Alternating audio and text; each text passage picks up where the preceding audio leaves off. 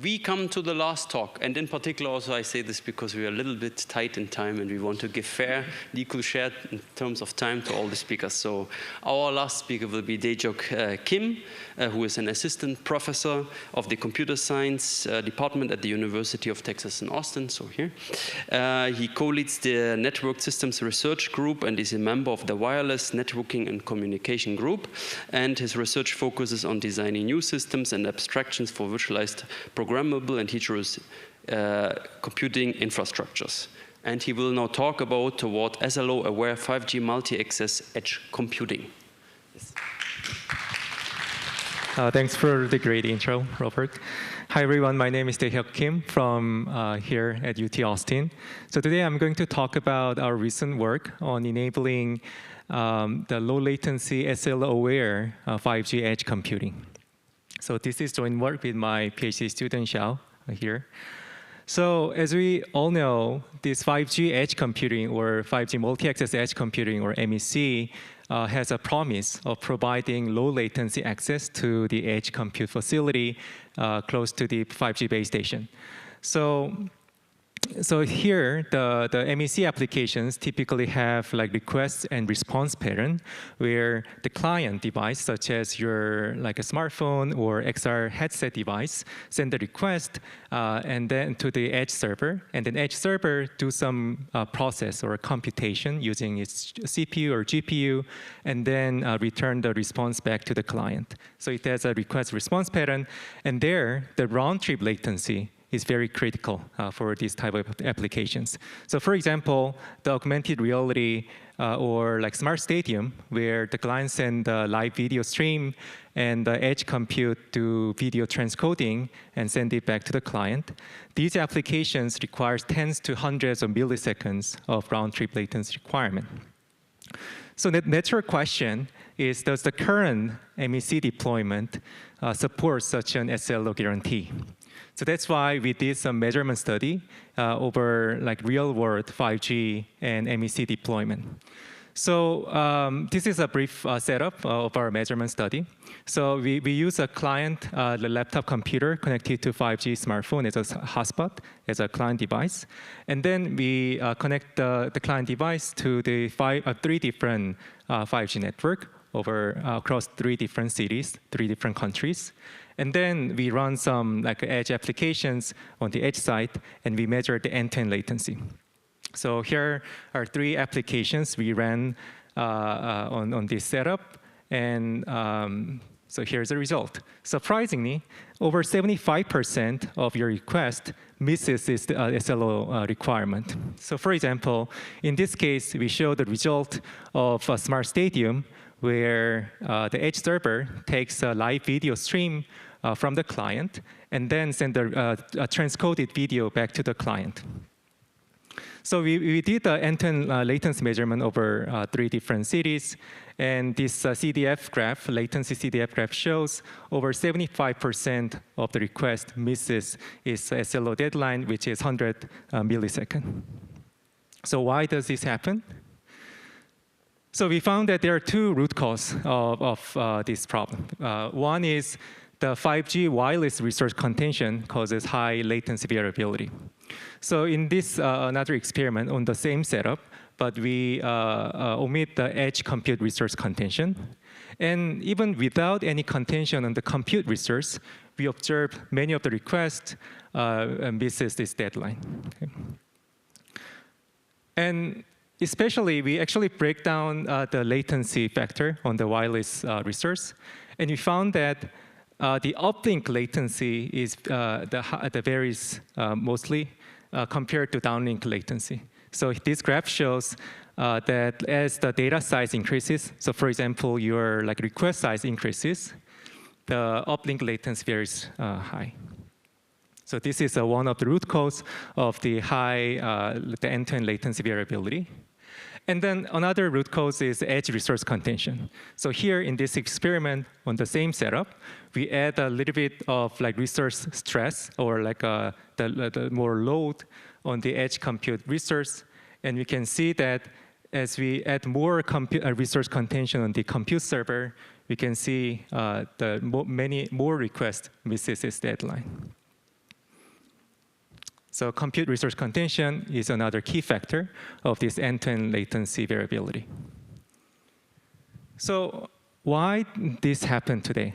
So the root cause is the current resource scheduling in this MEC architecture is not aware of this SLO. So on the RAN side, we all know there's a wireless resource scheduling at the MAC layer. And then on the edge server side, we have CPU and GPU, the resource scheduler. So this current scheduler only focuses on fairness across different UEs or different processes. So for example, on the RAN side, it uses proportional fair scheduler. And on the CPU side, it uses CFS or EEVDF like a fair scheduling mechanism. So this is the SLO unawareness is a root cause of this end-to-end latency variability. So what we propose in our work is called SMAC, SLO-aware MAC, which is practical and SLO-aware resource management for 5G MEC application. So by practical, we mean our solution does not require any changes in infrastructure, and also it does not require any coordination between RAN and the edge compute server. So how it does work? So first, client send the SLO information to the RAN through standard 5G interface. And then at runtime, when the client send the request to the edge server, the RAN and the edge server independently estimate the remaining deadline or like time budget of its request without any coordination between them. And then each of them accelerate request which is approaching the deadline. So it can prioritize based on the deadline information. So when the RAN receive a request, it first do the request time estimation, start time estimation. And then on the edge side, we do network delay estimation and then processing time estimation. And based on this information, we actually does this deadline-aware resource scheduling, which sounds pretty simple. But is this vision really achievable? That's our key research question. So apparently, there are three research challenges, key challenges to realize this vision. One is how to know the request start time at the RAN, at the MAC layer, for example. So as we all know, the only information this RAN or like a MAC layer know is IQ sample level information, but the request is a notion, the concept from the application layer. So it's very hard to know when the request start at the scheduling layer, RAN scheduling layer. And also, we have a very tight timing constraint for processing each signal, each slot. And the second challenge is, on the edge side, this edge compute server does not know the past and the future network delay information because there's no access or no visibility into RAN network. And the final challenge is it's very hard to estimate the processing time of each request, especially under dynamic like workload changes. So these are three key challenges to realize our like seemingly a simple idea of like deadline-aware scheduling to enable SLO-aware MEC. So our key insights to address all of these challenges is to actually we can exploit the natural signals and properties of this 5G MEC architecture. So for example, to estimate the request start time at the RAN without parsing the packet or like the reconstructing packet, we can actually leverage 5G control signal patterns such as BSR or SR report to estimate this request time budget. And to estimate the network latency, both uplink and downlink network delay, we can exploit 5G downlink stability. And to estimate the processing time at the edge, we can leverage the request lifecycle pattern or event of the most of the MEC applications. So these are three key ideas I'm going to discuss in detail. So the first idea is to use standard 5G control signal to estimate the request start time. So in the 5G network, the UE periodically send the BSR report to report how many bytes are buffered in its local queue or buffer. And so if there's no request to send, then buffer size is 0. But if there's a request, let's say if you want to send a video frame, then the BSR report says, oh, there's something in the buffer size, in the buffer status report. And actually, in our system, we leverage this increase of buffer size information, buffer size report, buffer status report, as a indicator of the start point of the request. And we use that information to compute the remaining time budget of the request. And one of the advantage of using this is the idea is not affected by any traffic pattern. So it can be applicable to any applications, regardless of their traffic patterns.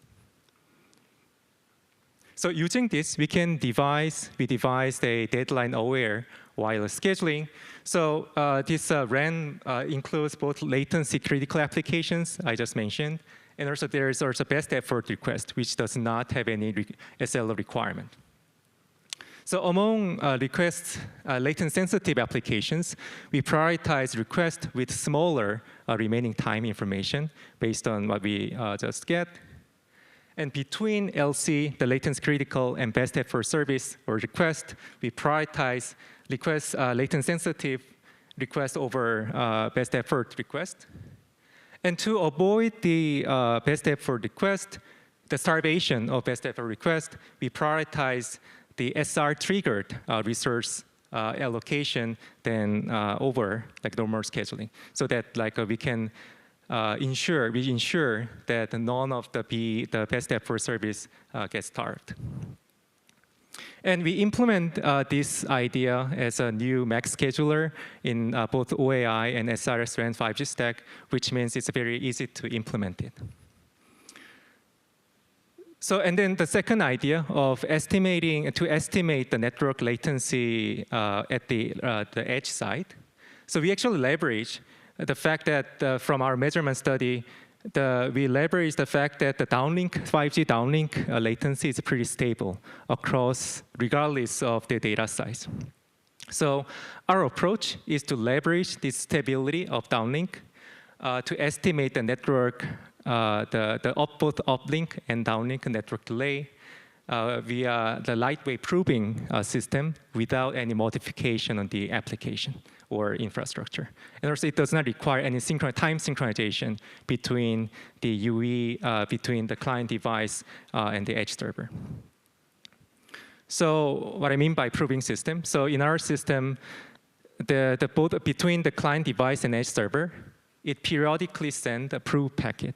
So prove packet includes the current timestamp and other metadata information. And then the edge server sends the acknowledge back to the client. So this is just a periodic message, very lightweight message between the client device and edge server. And then in the meantime, the client device can send the request, actual like application request. So there's a request, and then the edge server do processing, and then send the response back to the client.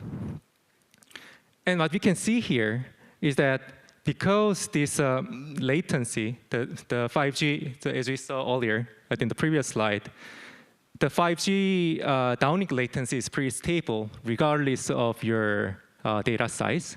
You can see there's a parallelogram between between the acknowledgement message and then response message, right? So using this information, we can actually compute the network delay. Network delay here means both uplink and downlink network delay without any time synchronization between the client and edge server. So here, the T-ACK request is the time difference between the response, the application response, and the acknowledgement. So this is computed by the edge server. And on the client side, it can also track the time difference between when it receives the acknowledgement from the edge server and then when it sends the request message. And then based on these two information on the edge server side, you can actually compute the estimated network delay using these two information. right? So again, this is very low overhead protocol because we only, the client device only send this proof message every few seconds. So with this very lightweight protocol, we can actually estimate, very accurately estimate the network delay without time synchronization overhead. So using this, we can, now we have a network delay. And then the last piece is how to estimate the application processing delay. So this is a typical the pipeline of MEC applications at the edge server. So we have a request queue, and there's a processing core, it could be CPU or GPU.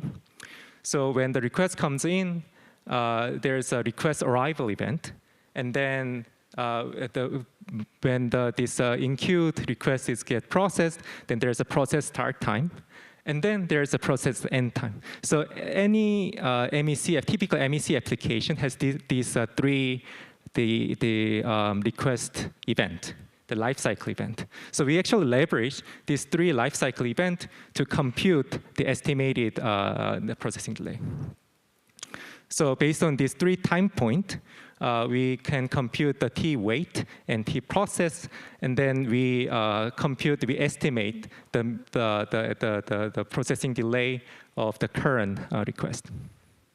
So using this, now we have the T network delay, the network latency, and then the estimated processing delay, so that we can get the remaining time budget of this request at the edge server. So using this, we can do the latency, the deadline-aware scheduling.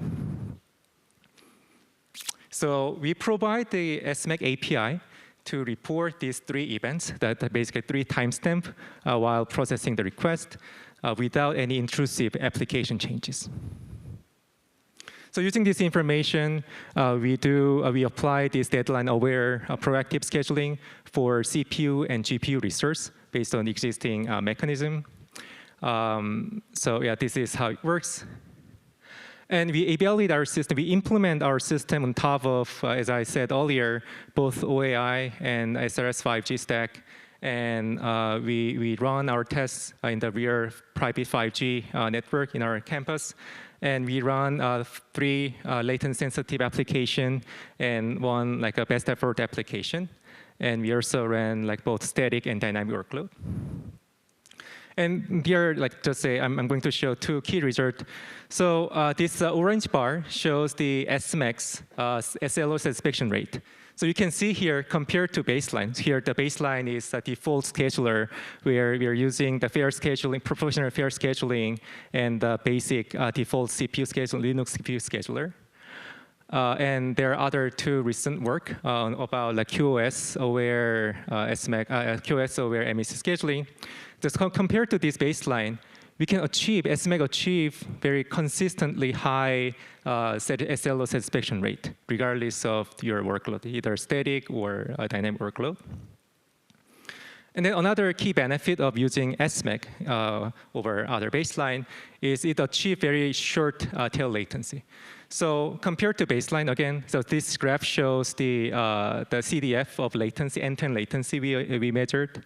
And you can see that this orange line, which is SMAX, shows very short tail, which means it provides more predictable end-to-end latency for these latency critical applications. So in summary, today's 5G MEC deployment unfortunately suffer from high latency variability. And we propose SMAC, which is SLO-aware resource scheduling framework for MEC architecture, which does not require any changes on your infrastructure or application, and achieve a high SLO satisfaction ratio, and also reduce tail latency compared to existing approaches and what we use today. So this is the end of my talk, and I'm happy to take any questions. Thank you for your presentation, Professor. My name is Corvin, and I'm from NC State, and I research about max scheduler in AI-RAN architecture. Well, you know, in AI-RAN architecture, each base station have their 1 GPUs. In such a case, what changes could happen in the MEC or edge computing architecture? Yeah, that's a good question, actually. So we are actually exploring how to leverage or how to best leverage the GPU deployed at the RAN. I think that's your deployment model, right? So I think in that case, the first-party workload is definitely max scheduling or other L1 processing.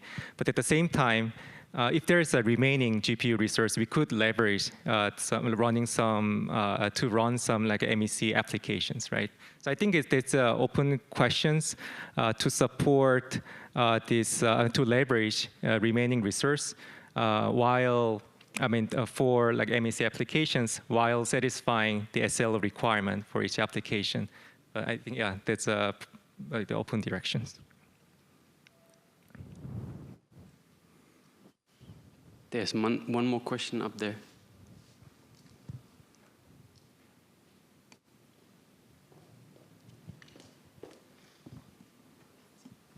Okay, so you mentioned that when you propose the PF scheduler modification, right?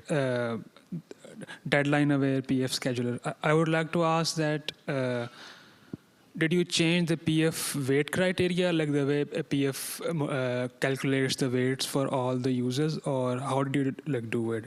Did you modify the PF itself, or how did you do it? Yep. Right, good question. So we are not modifying the PF scheduler itself.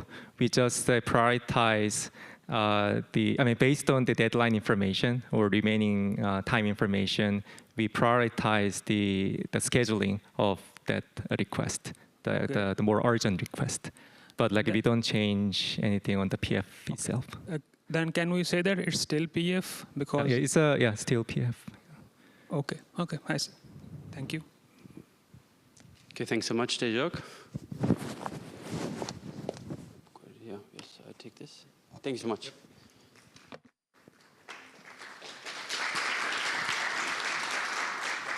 And with that, we conclude this part about, or this second part with various talks. So I would like to, at this point, thank all the speakers who have spoken, also the public for this interesting questions and exchange.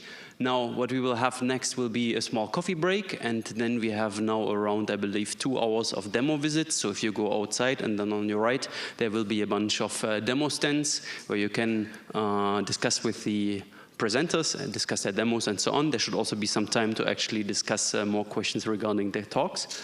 And afterwards, I believe at 5 p.m. there is a reception that should also be somewhere out there with a drink and before then I wish you a nice afternoon. I would like to just say one word regarding the hands-on session tomorrow.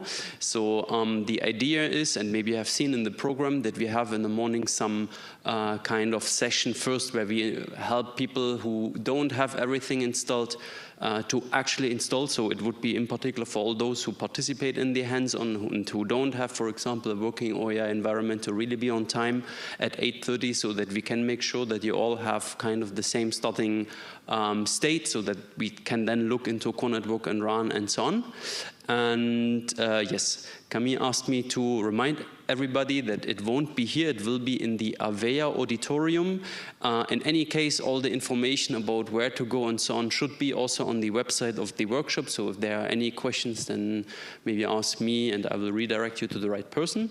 And otherwise, I thank you all. I think it was a very interesting first day. It's not over yet. There will be the demo, the reception, so please enjoy. Thank you.